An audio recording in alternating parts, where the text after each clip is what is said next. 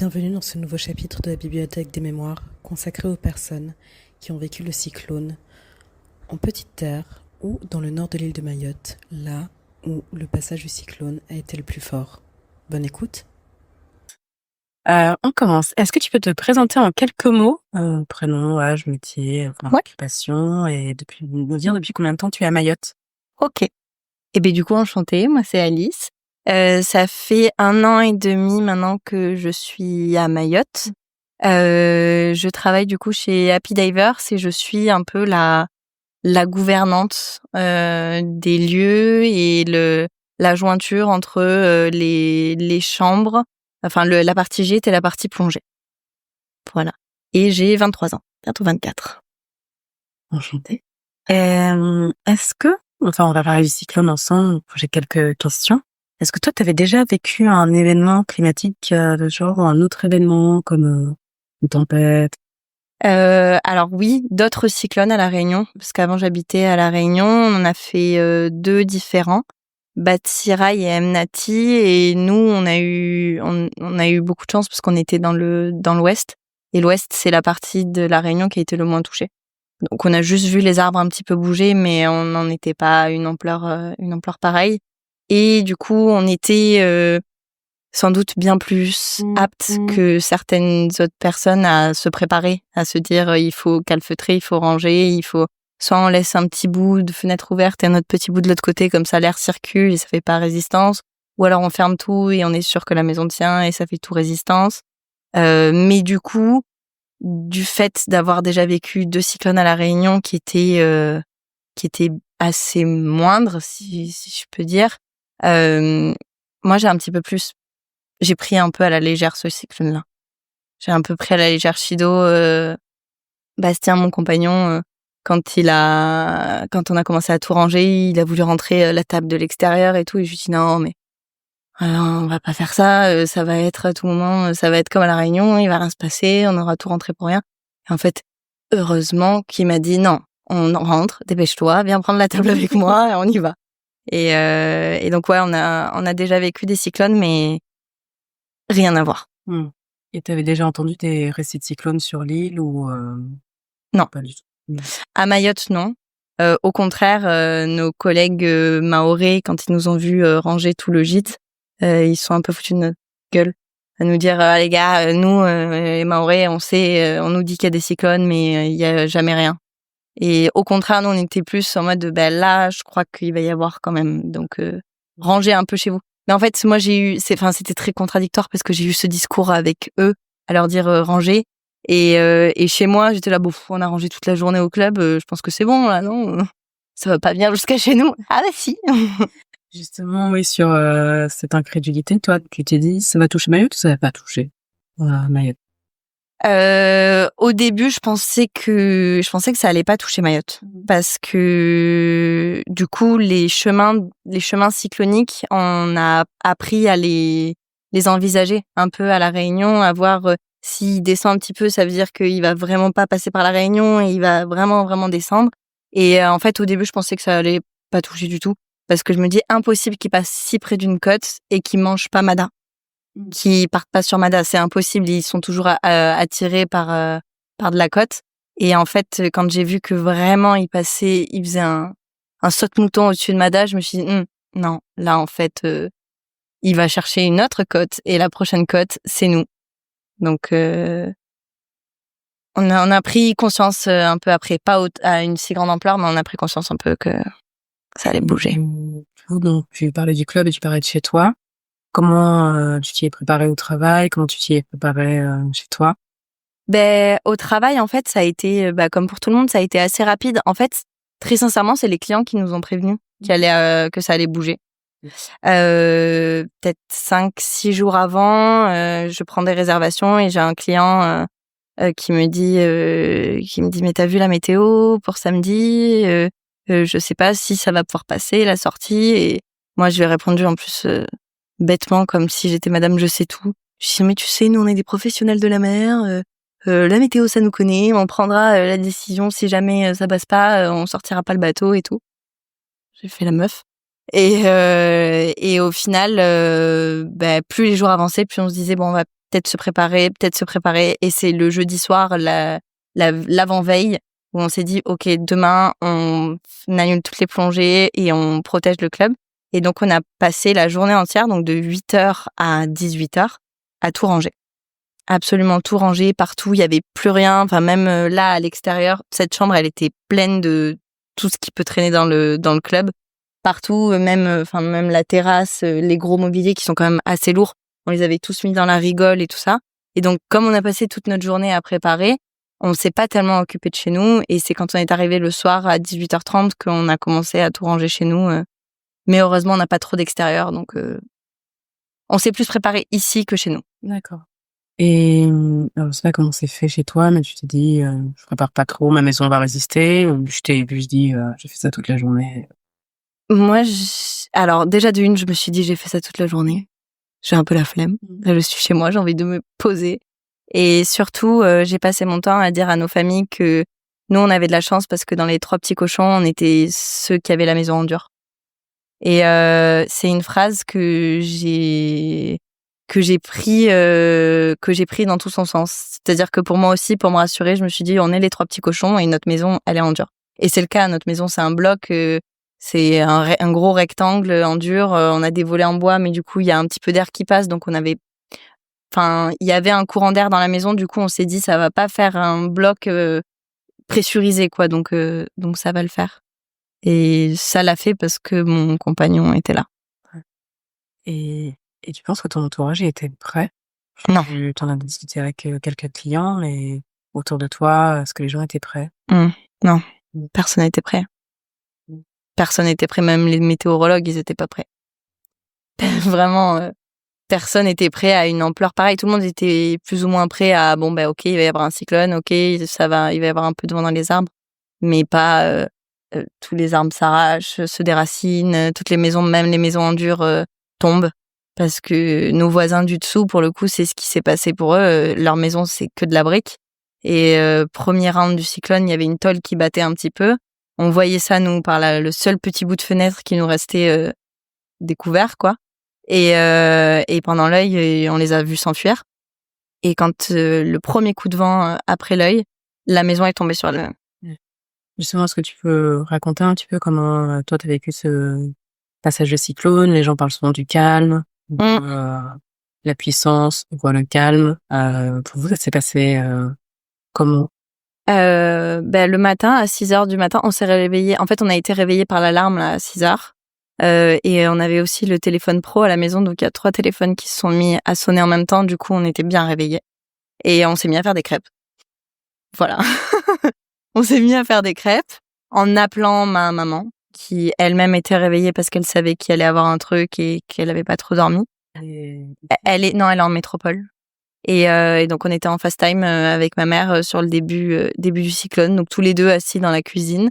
On a trouvé un bébé margouillat aussi dans notre cuisine, donc ça a été notre copain de cyclone. Et donc le début était franchement pas joyeux, mais ça sortait pas trop de l'ordinaire. Il y avait du vent dehors et puis voilà.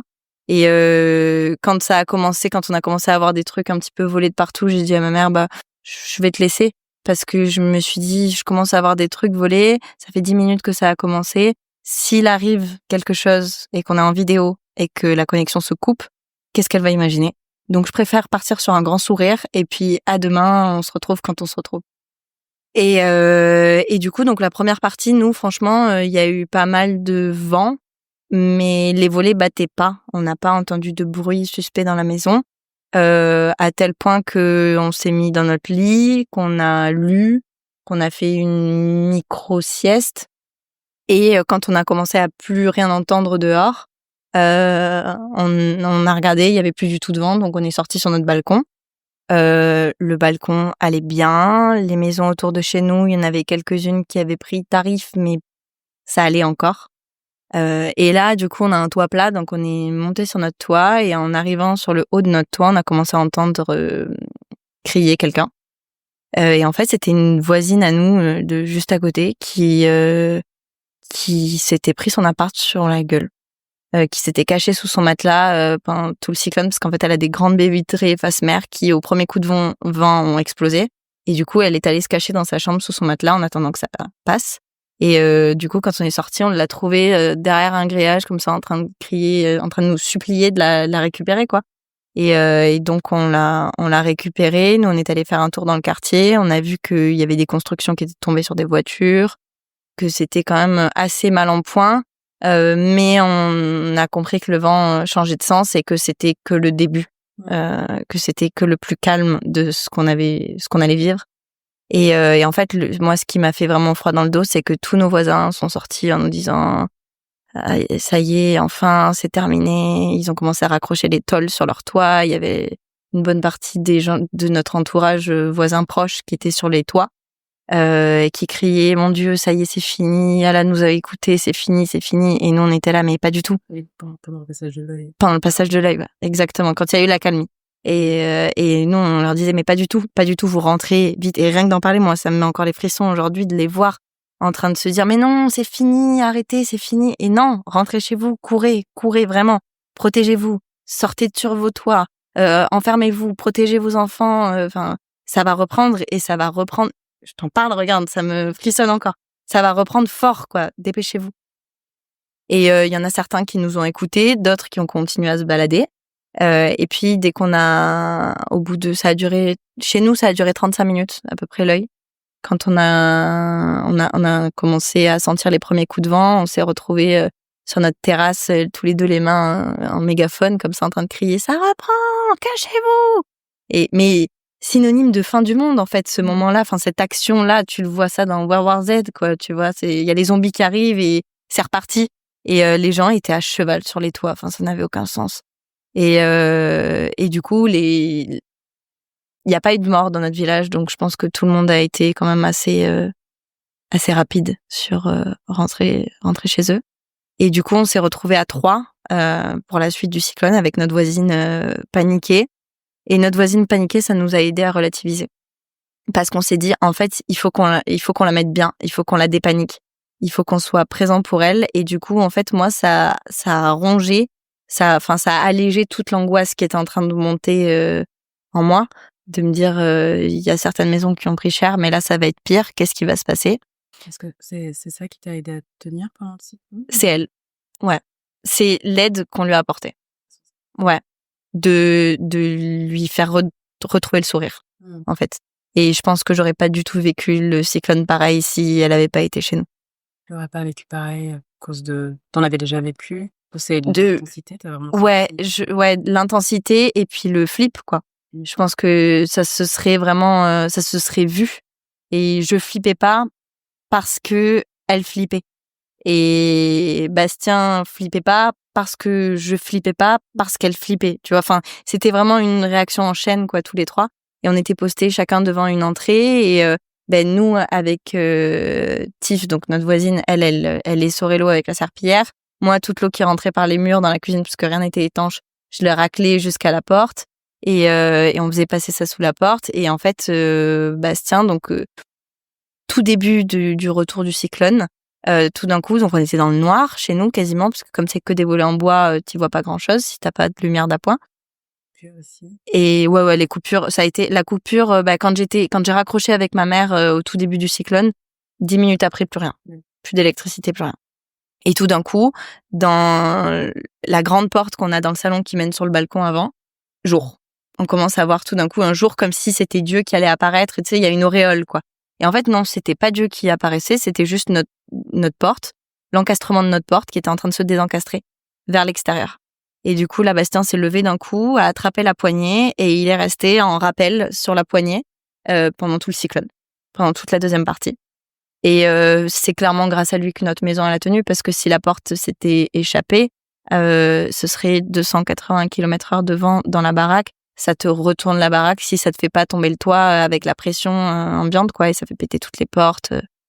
Donc clairement, il a été.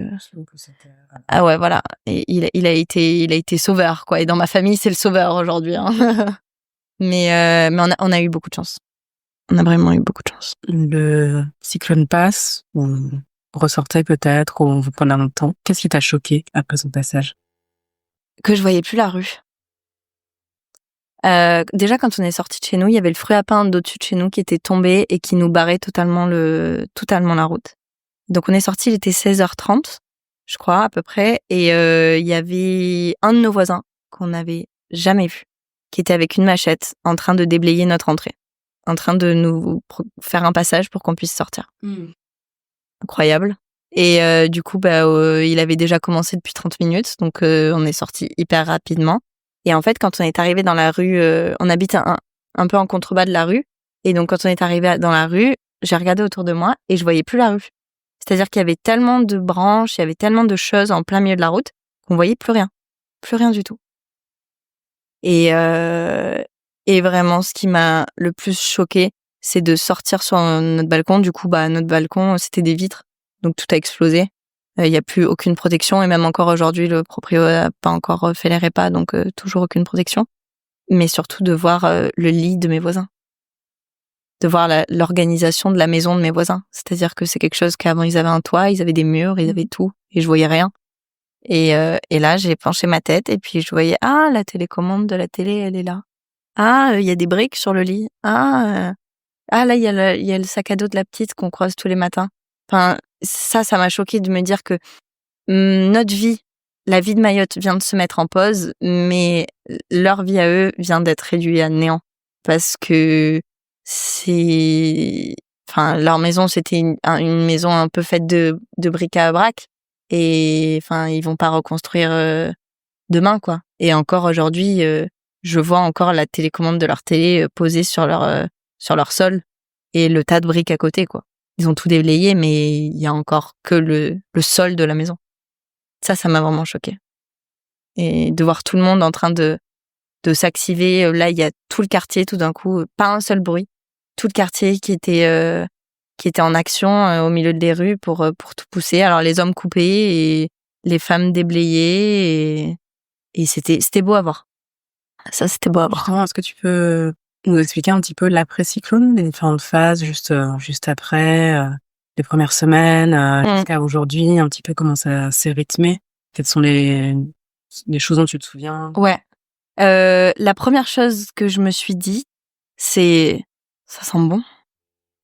Parce que tous les arbres, tout était coupé, tout était à nu, et du coup, en fait, toutes les odeurs végétales étaient dans l'air, et ça sentait hyper bon. Vraiment, c'est vraiment un grand souvenir. Ça, c'est l'odeur de la ville, enfin l'odeur de Mayotte tout court. Et ensuite, la peur. Moi, je paniquais pas de ma vie à Mayotte, mais je paniquais juste du fait, je me suis dit, mais ma maman est cardiaque. Il y a quelques années, elle a fait un infarctus. Et je me suis dit, mais ce que je vois là autour de moi, c'est un village qui est en dur, mais qui est détruit. Les bangas, à mon avis, il n'y a plus rien. Les chaînes d'infos, ils vont tourner bien plus rapidement que va arriver le réseau. Donc, toutes nos familles ne vont voir que de la destruction et des morts, sans savoir si nous, ça va. Et là, c'est devenu ma mission. Il faut que je trouve du réseau, il faut qu'on dise que on va bien. C'est la première chose à faire, quoi, avant de trouver à boire et à manger, parce que du coup, on n'était pas préparés, donc on n'avait pas fait les courses. Oh non, on n'avait pas de réserve. Heureusement, on avait un congélateur bien plein, il a fallu lui manger très vite le congélateur. Mais on n'avait pas forcément de réserve. Et du coup, il fallait trouver du réseau vraiment, donc on est allé partout. Avec le peu d'essence qu'on avait, on est allé partout dans le nord pour essayer de trouver du réseau. On a fini par en trouver. Enfin, on a trouvé un endroit où il y avait Internet. Et c'est là où ça a basculé. C'est-à-dire que à partir du moment où on a trouvé Internet, on allait souvent là-bas. On allait une fois par jour là-bas pour pouvoir prendre la connexion. Et c'était un établissement dans le Nord. Je sais pas si j'ai envie de le citer. Oui, Voilà. Ouais, c'est pas forcément une antenne relais. Vous étiez sur la route. Non. C'était ouais. Et en fait, alors c'était super chouette parce qu'il y avait tous nos copains. Donc ça, c'était bien. Mais par contre, une espèce de montée d'angoisse folle. C'est-à-dire que nous, on n'était pas en mode c'est un sprint. On se disait plutôt c'est une grosse marche là, c'est une grosse rando qu'on est en train d'entamer, mais ça sert à rien de sprinter parce qu'on va juste se casser la gueule. Et du coup, on a commencé notre rando, à aller tous les jours un peu en fin de journée prendre du réseau pour dire aux familles qu'on va bien, rentrer chez nous, s'éclairer à la lueur d'une bougie, s'endormir sur notre balcon et écouter le bruit des vagues et discuter. Et en soi, j'ai jamais passé de meilleurs moments avec Bastien que quand on était sur notre balcon à écouter le bruit des vagues et regarder les étoiles et discuter de tout et de rien. Et donc en fait, dans cet endroit-là, donc il y avait tous nos copains, sauf que comme c'était un endroit où il y avait de l'internet, ça ramenait beaucoup de monde, donc ça faisait du bruit, donc il y avait plein de gens. Au bout d'un moment, ils ont fini par fermer l'accès, à ouvrir l'accès 20 minutes par 20 minutes pour la connexion, le chargement, les choses comme ça. Et en fait, déjà il y avait une différence qui se faisait, c'est que nous, c'était nos copains, et donc souvent on passait devant tout le monde. Moi, j'avais une honte, mais intergalactique de faire ça, parce que c'est horrible. Enfin, là, la condition humaine, on est tous à la même échelle, on passe pas les uns devant les autres.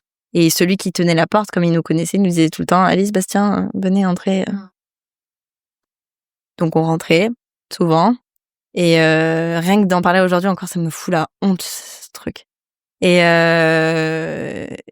en fait, là a commencé à monter un truc de peur, un truc d'angoisse, il y a des gens qui vont débarquer, là les gens n'ont plus à manger, ça va être la guerre, dormez pas chez vous, il faut qu'on se mette tous collés, il faut qu'on dorme collés, on fait des rondes de nuit, toi tu prends 4-5 heures, toi tu prends 6-8 heures, toi tu prends... Enfin, c'est vraiment, il y a un truc de guerre qui est monté. Dans le village ? Dans le village, dans l'enceinte, dans la structure. D'accord. Il y a un truc de guerre qui est monté. Qui a été déclenché par ? Qui a été déclenché parce que, en fait, un jour, ils ont eu des Somaliens qui sont arrivés en Kwassa juste devant le resto et qui sont montés au resto et qui ont commencé à voler des trucs et c'est parti un peu en couille. Et du coup, c'est à partir de ce moment-là qu'ils ont fermé l'accès. Et nous, ce soir-là, on était là. On était au resto. Et en fait, quand on est arrivé, déjà, on n'a pas compris parce qu'il y avait... Mais c'était noir de monde. C'est-à-dire que vraiment, tu pouvais pas faire un pas autour de toi sans tomber sur quelqu'un, quoi. C'était noir de monde. On s'entendait pas parler, on s'entendait pas réfléchir. Et là, en fait, ce soir-là, il y a un mec qu'on connaît qui est venu me voir et qui m'a dit: mais tu dors encore chez toi? Et je dis: bien sûr que oui, je dors chez moi, c'est le seul endroit où je me sens bien, en fait, donc oui, je dors chez moi. Il dit: mais t'as vu ta porte? C'est un volet en bois. Moi, je rentre, je mets un chassé dans la porte, je l'ouvre. Tu veux quoi? On bute ton mec, toi on te viole et ensuite on te tue? Alors moi, descente d'organes sur le moment. Enfin, je suis déjà en panique à la base.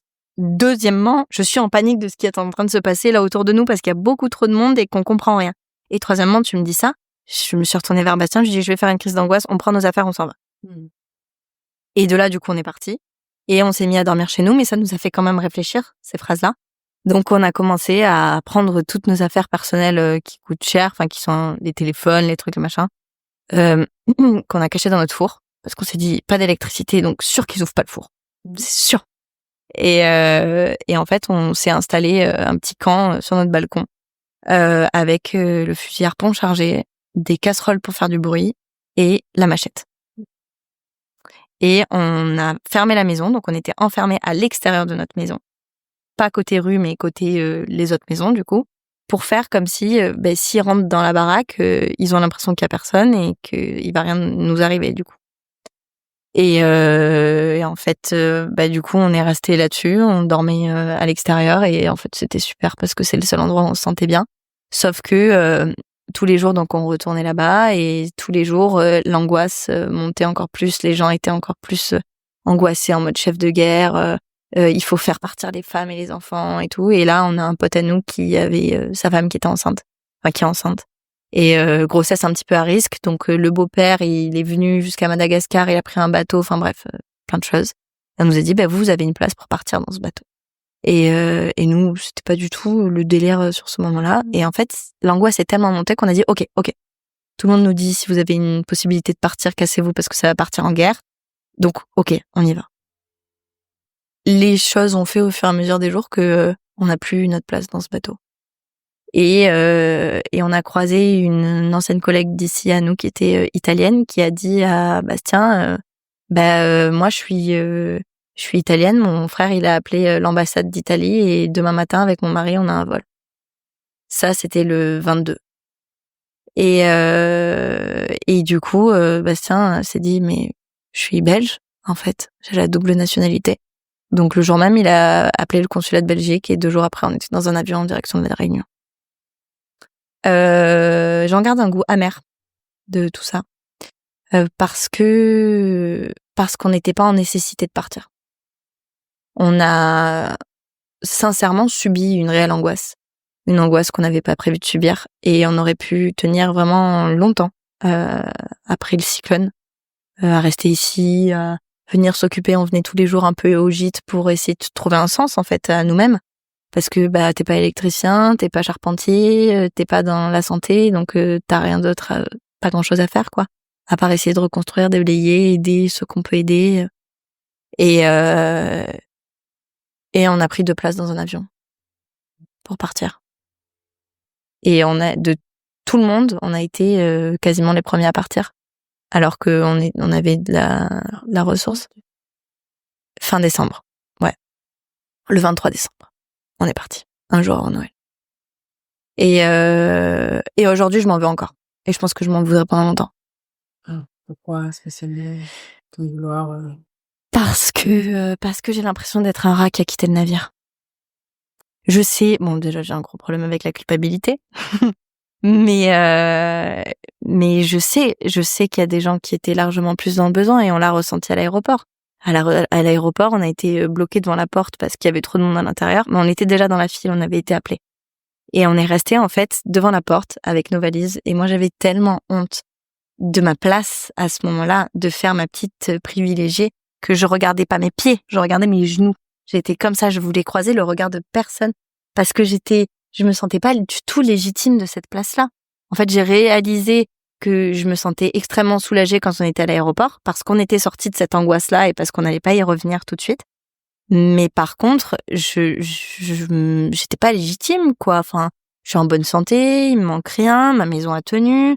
Alors oui, j'ai plus rien à manger, j'ai encore à boire parce que je peux récupérer de l'eau de pluie et la filtrer dans ma machine filtrante, mais dans ma cuve, mais je vais bien.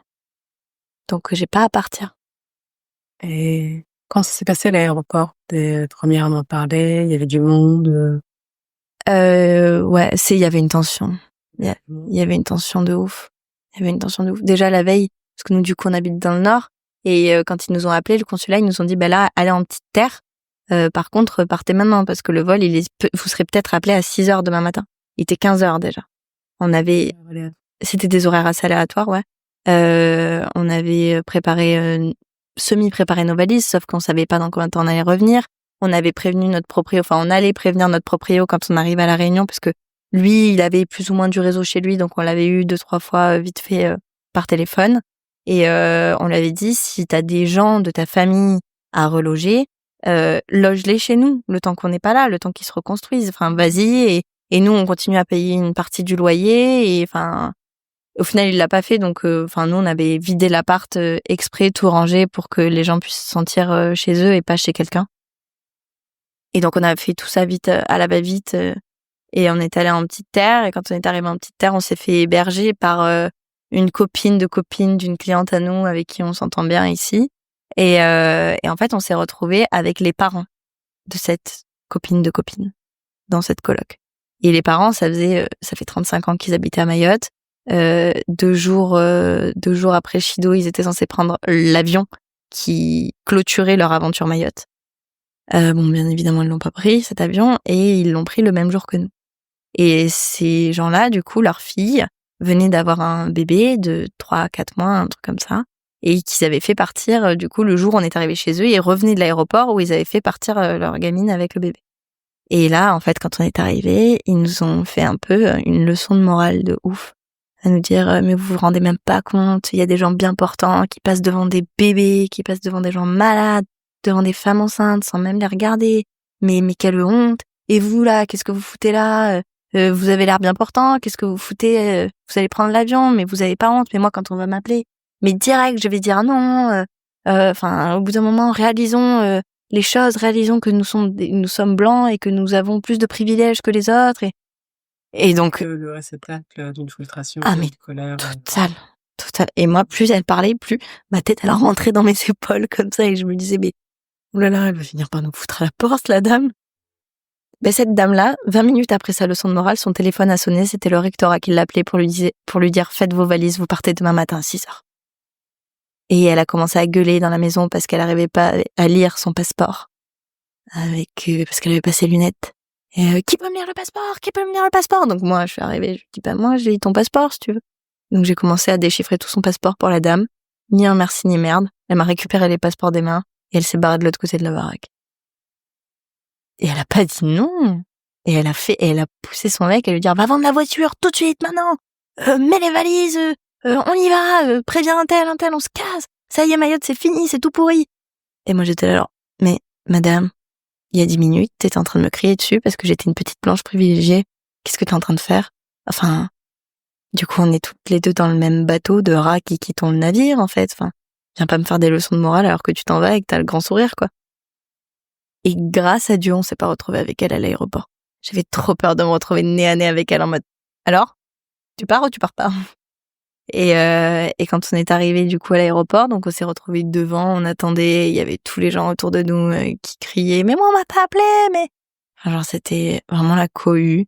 Et en plus de ça, il y avait un gars, un pote à nous qu'on connaissait d'ici, qu'on s'est retrouvés en même temps à l'aéroport et qui faisait genre une esclandre aux flics en train de leur dire mais moi je suis malade moi. On l'a vu 2 jours avant, il se portait super bien, il nous disait je vais pas partir quoi, tu vois.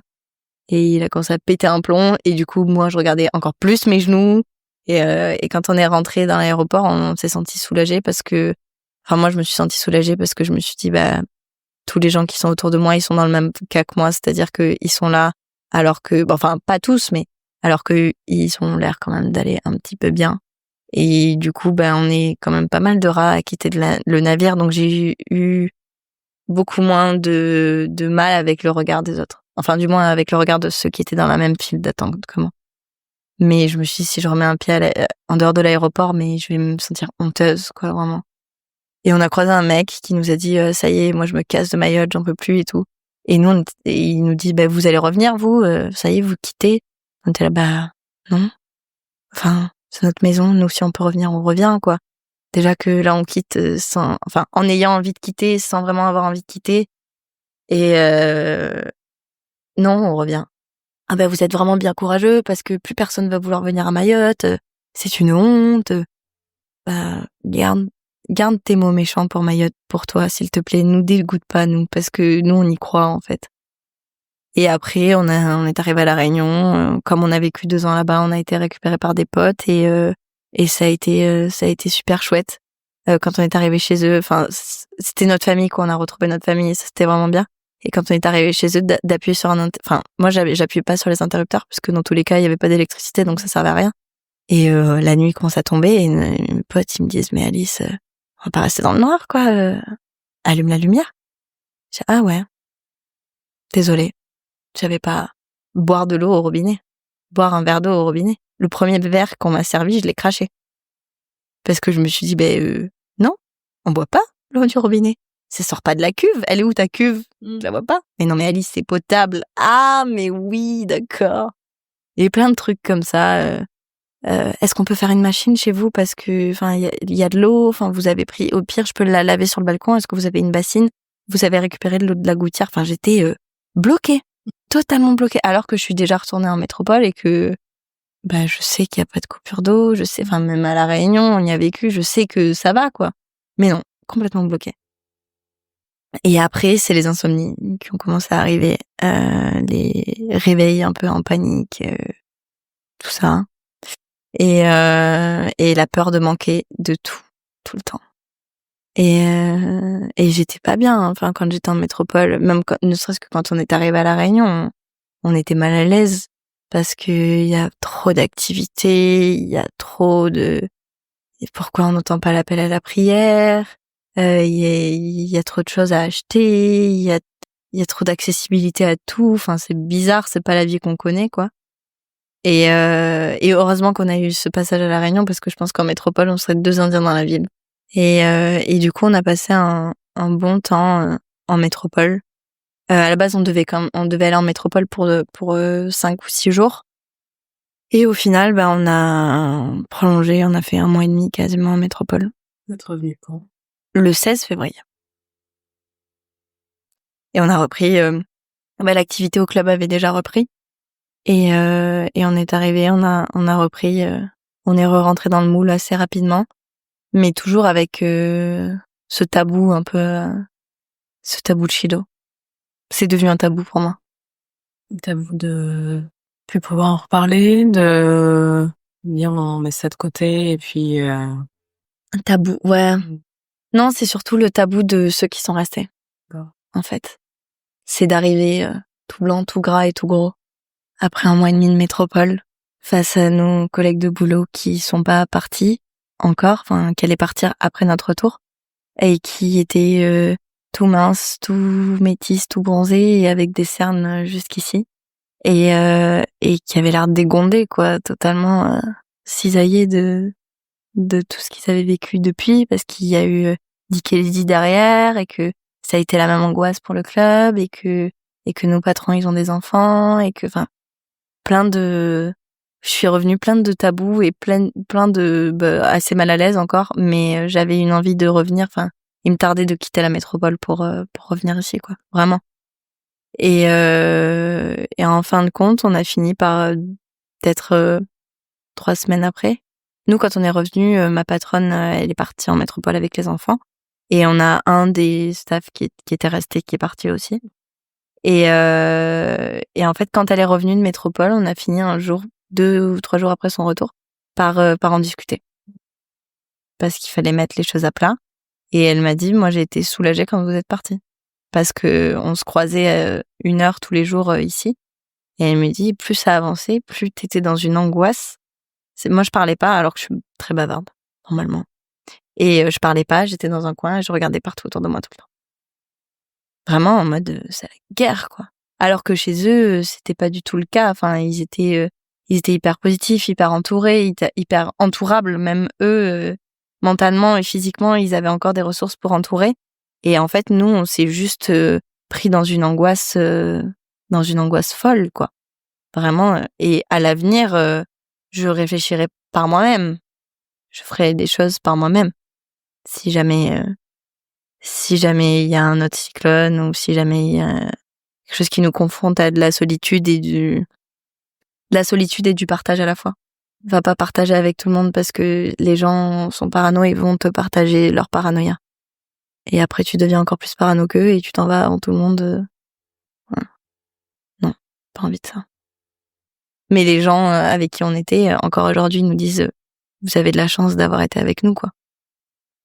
D'accord. Mais vous vous rendez pas compte de ce que vous avez infligé à tous les gens qui étaient autour de vous. Les mecs, vous avez des sifflets autour du cou et des chronomètres et vous criez débranchez les téléphones, vous descendez, non, toi, qu'est-ce que tu fais? Retournez les téléphones, on veut les voir.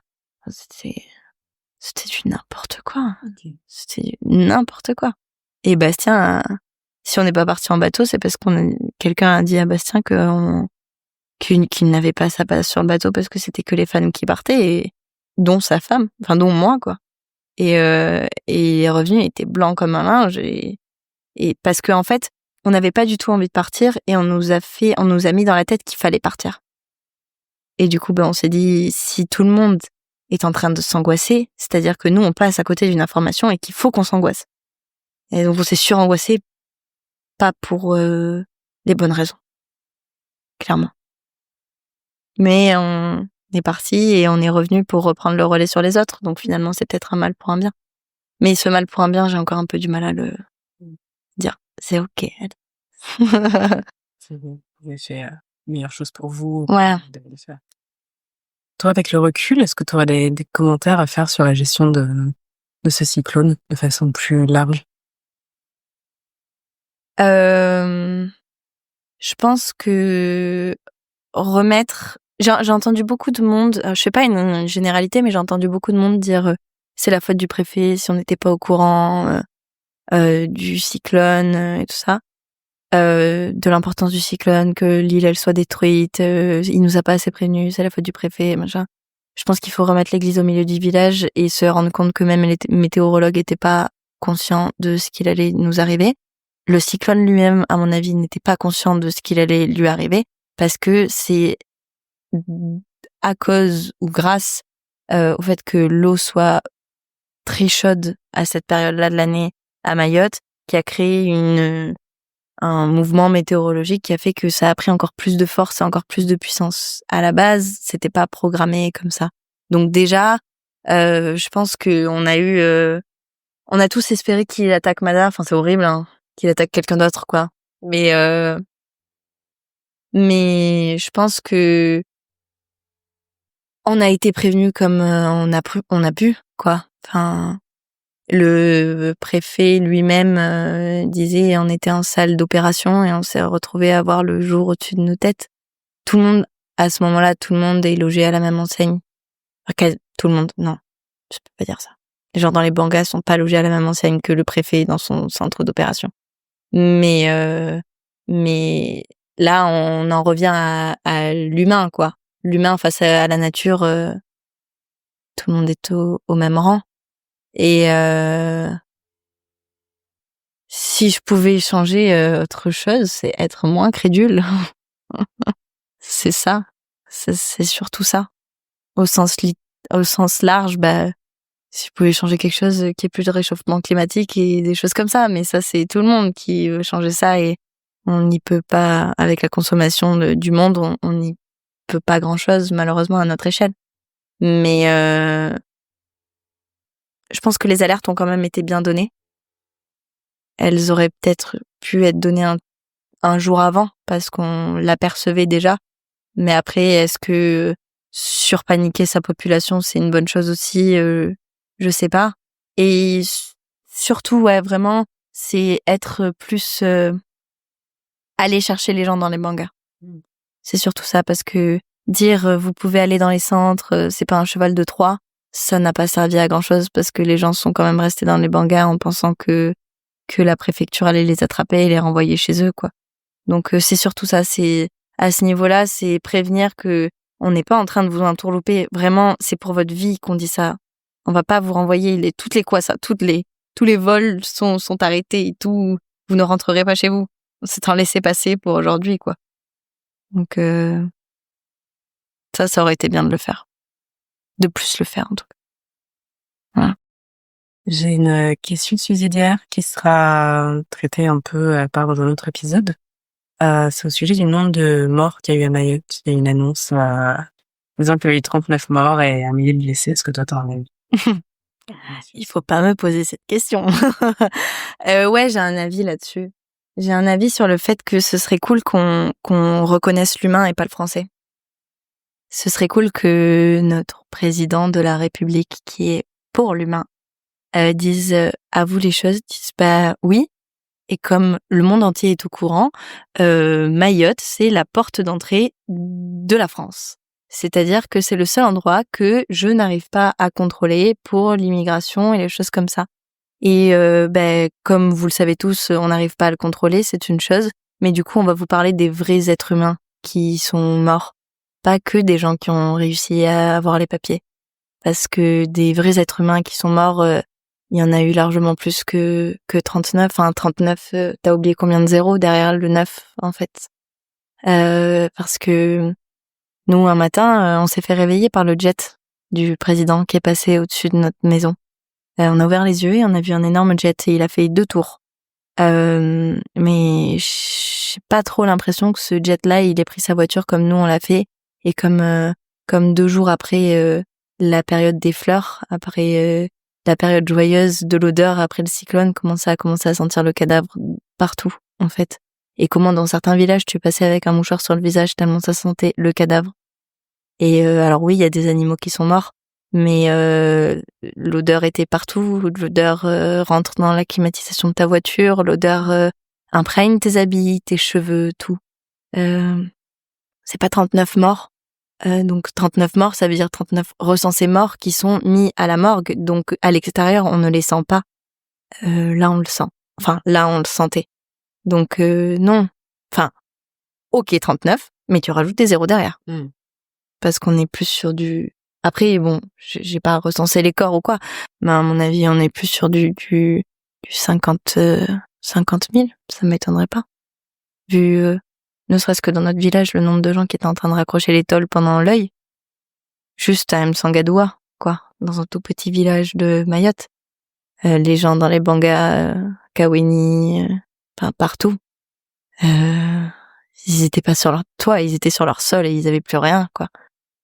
Et j'ai un de nos potes qui, juste après le cyclone, a commencé à faire des tours un peu dans les villages. Et il est allé à Magicavo. Je crois que c'est Magicavo. Enfin, je sais plus, en fait. Dans un des villages où il est passé, ils étaient en train de construire un trou dans un coin du village pour entasser les corps dedans. Parce qu'ils n'arrivaient plus à faire les trous les uns par les autres, les uns après les autres, parce que ça prenait trop de temps et qu'il y en avait trop. Et il y avait des charrettes de cadavres. C'est-à-dire que les gens prenaient des fils qu'ils accrochaient sur des tôles et qui foutaient les gens sur les tôles et qui promenaient comme si c'était la luge du Père Noël, quoi. Donc non, on peut pas dire 39. C'est un peu énervant d'ailleurs. Ça, c'est vraiment quelque chose. Et je me suis calmée, hein. Mais c'est vraiment quelque chose qui m'a beaucoup énervée, et surtout quand les gens, bon, ils ont rien fait, les pauvres, mais quand ta famille en métropole te dit, franchement, vu l'ampleur que ça a eu, que 39 morts, vous avez vraiment de la chance, hein. Donne-moi la main. Je t'accompagne à Mayotte. Viens avec moi. Viens voir ce qui se passe. Viens voir les gens qui pleurent même pas, en fait. Parce ils sont tellement résilients et ils ont tellement ils ont tellement pris plein la gueule qu'au final, la seule chose qui est restée, c'est leur sourire. Et c'est ça qui est ouf. Parce qu'après le cyclone, tu regardais les gens, il y avait que les Mzungu qui pleurnichaient et qui étaient la bouche en bas, comme ça. Tout le reste des gens, ils se sont remontés les manches et ils ont pris des grands sourires et ils ont fait ça en famille. Et ça, c'est ouf. Vraiment. Voilà. Est-ce que tu as quelque chose à rajouter, un peu qu'on n'aurait pas abordé, pour un message à passer pour les personnes qui vont écouter le podcast?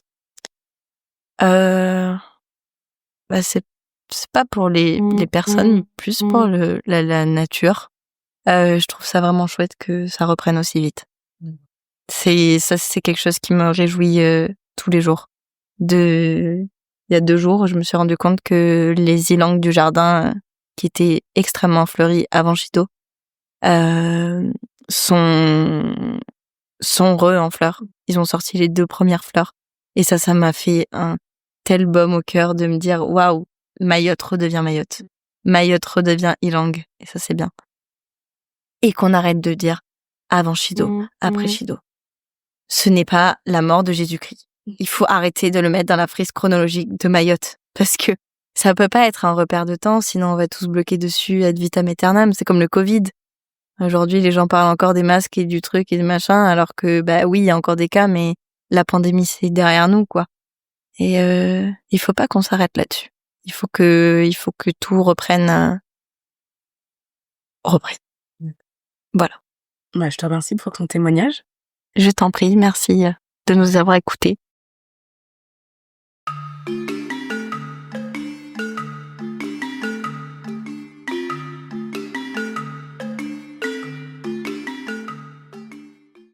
Vous venez d'écouter un épisode de la Bibliothèque des Mémoires. J'aimerais remercier les personnes qui ont participé à la création de cet épisode, du montage au témoignage, et vous remercier pour votre écoute. À bientôt pour un prochain épisode.